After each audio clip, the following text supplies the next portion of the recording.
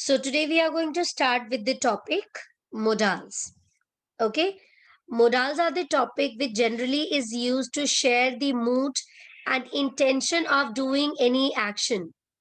Okay. Whenever we are using any word as a verb, whenever we are doing any action, there is always an intention and emotion behind doing it. So modal is the only words that help us to show and express our mood and intention behind the action.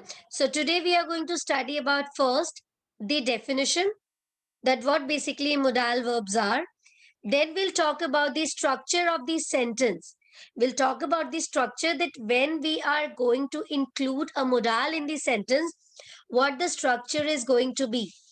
Okay, and then we'll be getting some examples of how to use it. Okay, so a modal verb is a type of auxiliary verb that is used to indicate modality. It means the likelihood, the ability, the permission, the possibility, the blessings, the request. Okay, so these are the moods which we express by using the modal verbs. Fine. It can express your ability of doing anything, the permission if you're asking for, or if you're giving a permission. Possibility, the possibility can be a slight possibility or can be a strong possibility. And then moreover, we also use the modal verbs to show the blessings, when we seek blessings or when we give blessings. So these are the basic forms of modals. Okay, that is can, could, may, might, will, would, shall, should, ought to, and must. So these are the general types of modal which we generally use it in our sentence. Now this is very important because whenever we use the modal, we generally are confused with the structure of the sentence. So this is how the structure of the sentence will be. Like first the subject.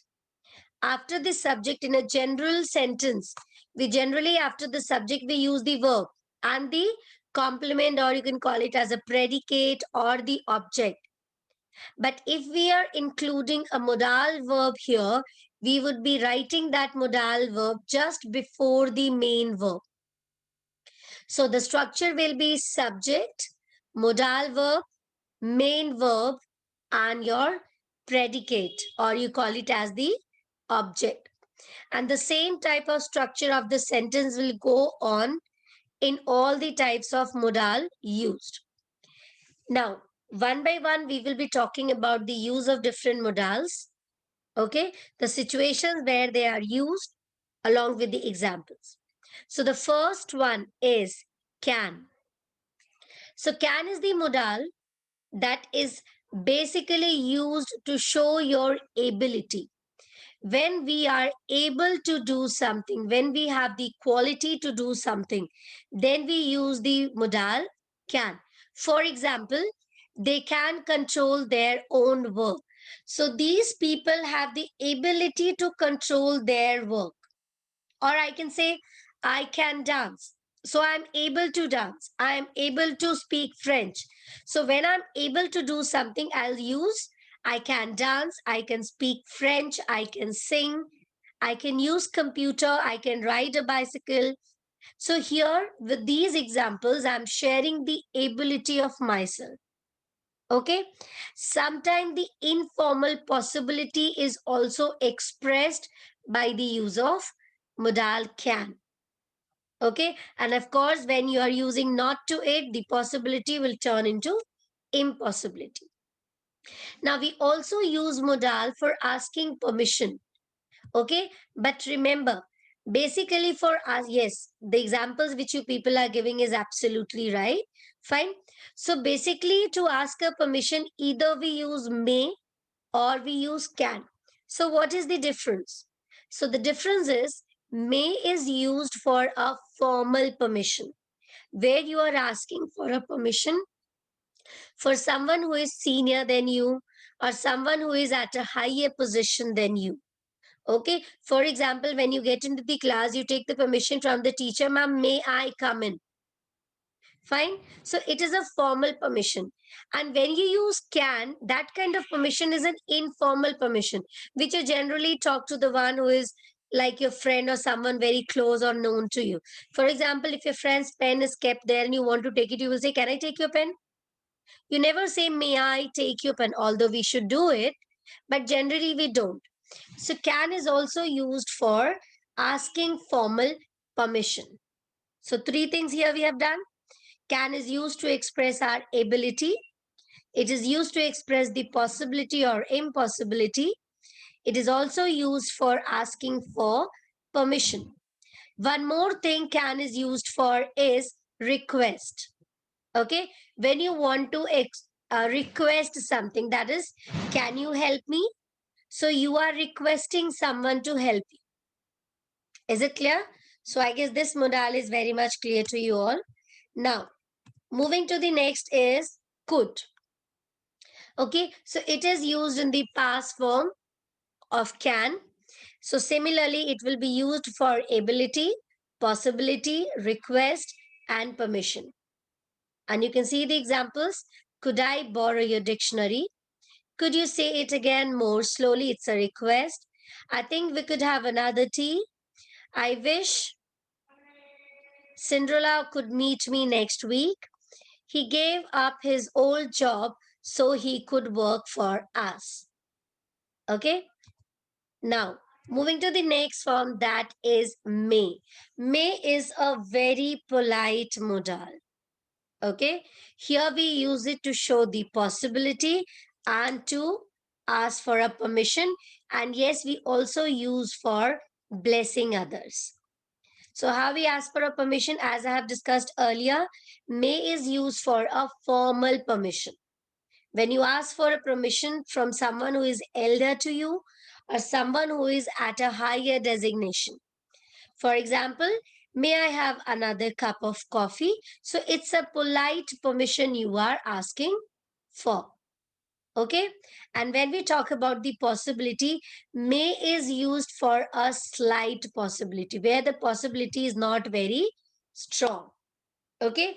So for the possibility, I will compare it with will. Will is the modal which is used for a very strong possibility. For example, it's slightly cloudy. There are few clouds in the sky, and we are not sure that whether it will rain or not. So we are going to say it may rain today.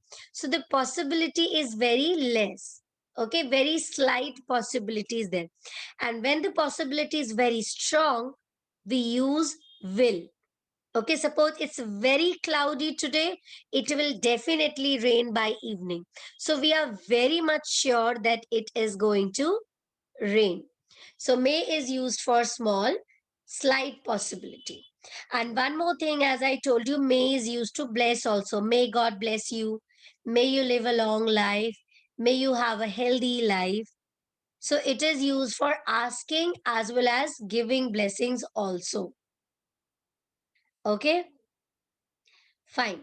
Now, moving to the next slide. The next slide here is after the may, definitely we are going to use it in the other form. That is might. Now, moving to the next form is must. Okay. It can be used to talk about certainty. Okay. Something which is very strongly certain. There is no choice of any change. And you also use must for any prohibition. Prohibition means something which is not allowed. Okay, like whenever you go to a zoo, their strict instructions are written that must not throw anything on the animal, must not throw a stone on the animal. So you are prohibited. Okay, and for very strong recommendation, when you strongly want to tell someone that they have to do it. For example, a strong recommendation is you must follow the traffic rules.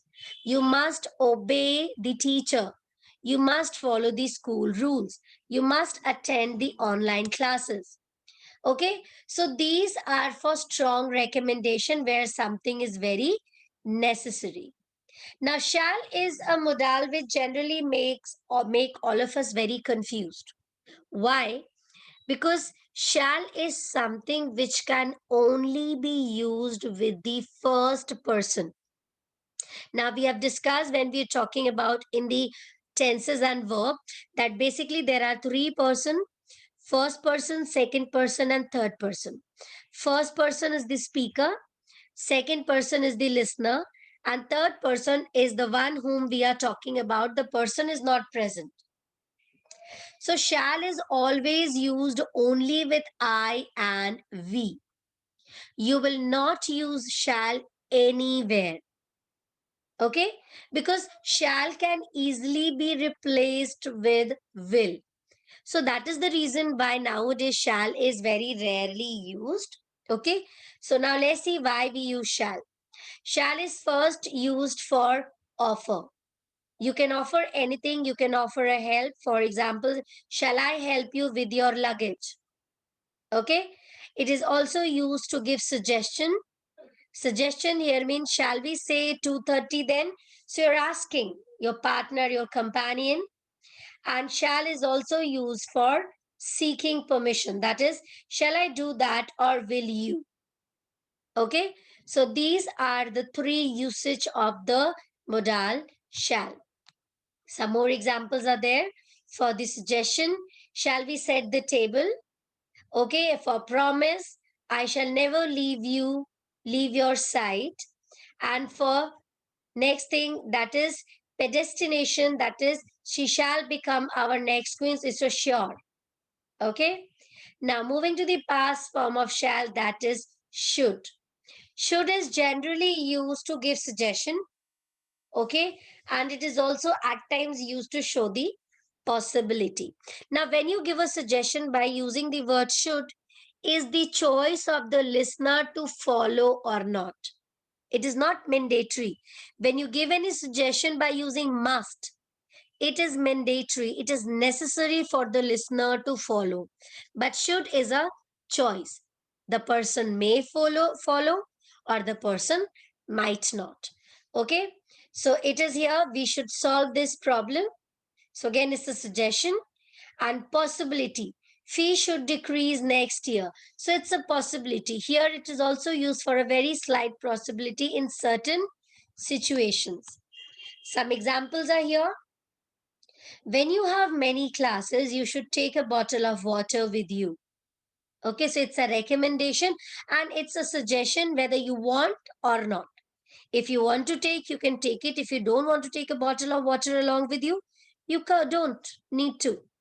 Okay, but from the speaker side, it is a recommendation, a suggestion that when you have too many classes, you can take the water bottle along with you. Again, it's an advice. You should focus more on your assignment. Again, the choices of the listener. Nothing is mandatory here, nothing is necessary. Okay, and then we use it for obligations. Okay, where something has to be done. I should be at work before 7 p.m. So it's an obligation for you that you need to be there. Now, you are going to be there is your choice. Okay, and at times we also use it for expectations. At this moment, they should already be in New York. So it is expected that the person would have reached the destination. Now, will is a very popular and very mostly used modal. Okay, because it is used first for a very strong decision. When you take a very strong decision, okay, or you can call it when the possibility is very strong. We have discussed this as the comparison with may. That will is used for a strong possibility. For example, I can't see any taxi, so I'll walk. So the person is very sure, the possibility is more than 50%, that as person is not trying to find a taxi, so the person will walk. So it's a strong possibility. Okay. Will is also used to offer. Okay. I'll do that for you if you like. So again, the person is offering the help. And yes, promise. So somehow promise and decision is same, because when you promise something, you take the decision where the possibility is very strong. I'll come back on Monday. So the person is very sure, he has taken the decision that he is going to come back on Monday. So the possibility is very strong. Okay. So today we'll do only these four types of modals. Now it's your turn.